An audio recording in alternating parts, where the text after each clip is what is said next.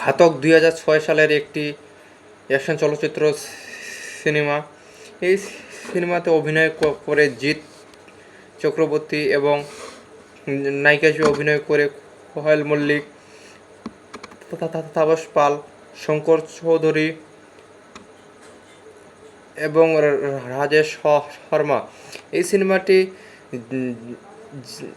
এমন একটি সিনেমা যাহাটি পরিচালনা করে রবি ইনাগি। তো এই সিনেমায় তাপস পাল সম্পর্কে জানব।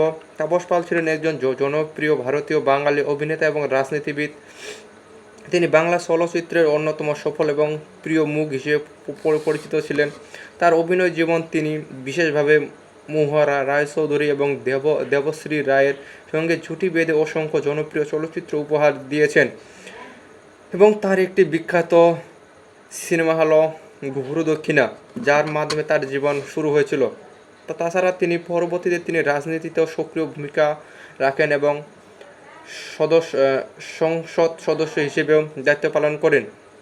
তাপস পাল জন্মগ্রহণ করে 29 সেপ্টেম্বর 1958 সালে। তিনি হুগলি মোহন কলেজ থেকে জীববিজ্ঞানে স্নাতক ডিগ্রি অর্জন করে, যা বর্ধমান বিশ্ববিদ্যালয়ের অধীনে ছিল। তাপস পাল 1980 সালে পরিচালক তরুণ মজুমদারের বিখ্যাত চলচ্চিত্র দাদার কীর্তি দিয়ে চলচ্চিত্র জগতে প্রবেশ করে। এই ছবিতে তার সহজ সরল কেদার চরিত্র